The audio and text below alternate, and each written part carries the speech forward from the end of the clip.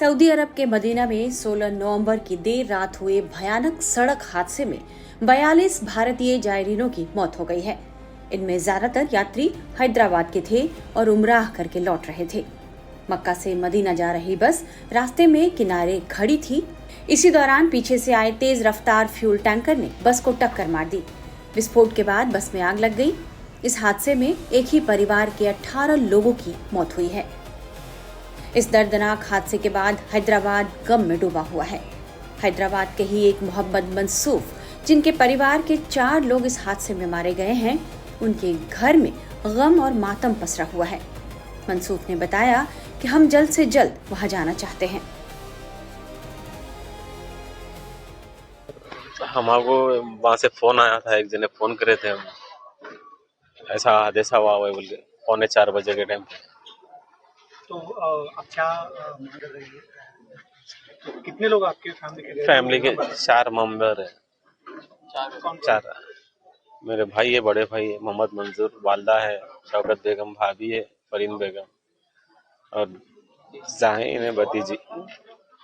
तो कैसा पता चला आपको इन्फॉर्मेशन? फोन आया था हमारे को, एक बच्चा है मक्के में, उन्हें फोन करा था, उसको मालूम हुआ। क्या कहना चाहेंगे अथॉरिटी से, क्या कहना चाहेंगे?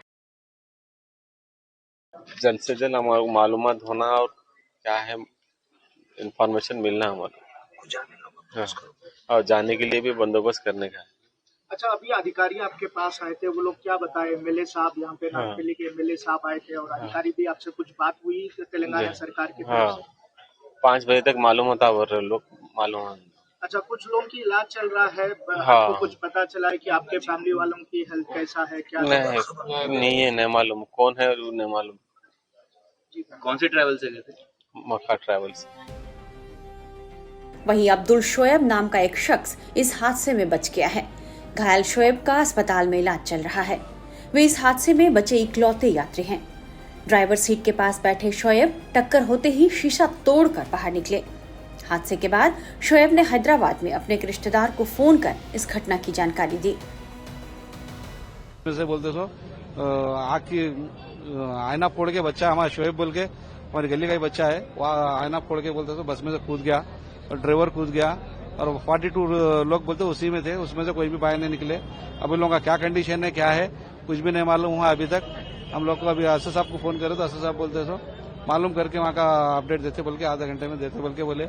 और बोलते सो यहाँ से जाने के लिए अभी उनके घर वाले, उनके बच्चे वगैरह जाने की कोशिश कर रहे। वीजे के लिए बोलते सो पासपोर्ट ला के दिए, वो वीजा जल्दी करके भेजा है तो जाने। मोहम्मद बुरहानुद्दीन। शोएब का अभी तो बात करके उन्हें अपडेट दिए तो हम लोग को मालूम हुआ। यहाँ पे हम लोग यहाँ पे आए तो अभी शोएब का भी हाथों जले गए थे, सर को मार लगा बोल के चला वहाँ पे। हाँ, ऑपरेशन बाकी है कहते अभी शोएब का, सीरियस कंडीशन में सर को मार लगा। वो अल्फाद हॉस्पिटल में है कहते, अल्फाद हॉस्पिटल में है ना अभी जी। अभी 3 हॉस्पिटलों में डिवाइड कर दिए गए आदमियों को, पूरे जो 42 लोग से उसमें से डिवाइड कर दिए गए। हमारे गली का है बच्चा। वहीं हैदराबाद के सांसद असदुद्दीन ओवैसी ने 2 ट्रैवल एजेंसियों से संपर्क किया है और यात्रियों का विवरण रियाद दूतावास और विदेश सचिव के साथ साझा किया है। उनके कार्यकर्ता पीड़ितों के परिवार वालों के पास सहायता के लिए पहुंचे हैं। देखिए, ये मक्का ट्रैवल्स मतलब यहाँ के जो मुकामी लोग, जो जिनके अफराद खानदान जो थे उनके, वो लोग ने 6 बजे सुबह फजर के साथ ही जनाब बैरिस्टर असदुद्दीन साहब को फोन किए थे कि यहाँ पे ऐसा बस ऐसा वहाँ पे जल गई बोलकर। तो उन्होंने इमीडिएट कॉन्फ्रेंस, मतलब मुश्ताक साहब को और एमएलए साहब को कॉन्फ्रेंस लेकर मेरे को लेकर वो लोग को डिटेल्स बात किए। बात करके उनके पासपोर्ट्स, उनके वीजास मेरे को जाके कलेक्ट करो बोले। मैं कलेक्ट कर लिया। अब लेके जाके मतलब हमारे एमएलए साहब भी आ रहे हैं, ले जाके उनको दे, मतलब यहाँ के कुछ फैमिली के लोग कुछ बाहर भी जाना चाह रहे हैं, तो वो लोगों को भी भिजाने की जो है हम लोग कोशिश कर रहे हैं हमारी पार्टी की जानिब से। और यहाँ पे ये लोगों को जो जो सहूलतें होना चाहिए, जो जो जरूरत में होना चाहिए, असदुद्दीन अवैसी साहब क्लियर कट वो लोग को फोन पे ही बात की उनकी फैमिली से, और कंटिन्यू पूरी फैमिली के हर मेंबर से उन्होंने बात कर रहे हैं। और हमारे एमएलए साहब भी बात कर रहे हैं, 5 मिनट में एमएलए साहब भी आएंगे। तो हम लोग पूरी फैमिली के साथ ठहरे हुए हैं। बड़े अफसोस के साथ कहना पड़ रहा है कि मक्का ट्रैवल्स से जो है 16 लोग थे, जिनमें से एक लड़का बच के बाहर कूद गया जिसका नाम शोएब था, और एक फ्लाई जोन जो मेहदीपट्टनम पे वो ट्रैवल से 24 लोग थे। 24 लोग भी जो है मतलब जल गए बोल के मालूम हुआ, एक बच्चा बचा बोल के मालूम हो रहा है। अभी एक 10-15 मिनट आधे घंटे में पूरी क्लियरिटी आ जाएगी। फिर अफराद खानदान से बात कर कर मशवरा कर कर असदुद्दीन अवैसी साहब उनको क्या मदद करना है, यहाँ से मतलब बॉडीज को मंगाएंगे, यहाँ से भिजाएंगे, क्या करना है वो करेंगे इंशाल्लाह।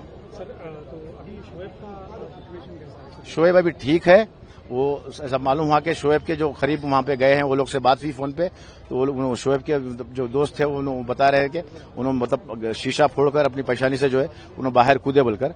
तो सिचुएशन अभी स्टेबल है, उतने सीरियस नहीं है, लेकिन थोड़े मारा लगे, अच्छे खासे मारा शोएब को लगे हैं। ये मुझे भी खबर अभी मालूम हुई है कि हैदराबाद के 2 ट्रैवल एजेंसी, एक fly zone tours and travels और अल मक्का हज एंड उमरा के 42 हाजी मक्का से मदीना जा रहे थे बस में, और बस को आग लगने से मालूम हुआ कि सिर्फ एक शख्स की जान बची है, कंफर्म नहीं है। ये बात कह रहे हैं कि पूरों का इंतकाल हो गया।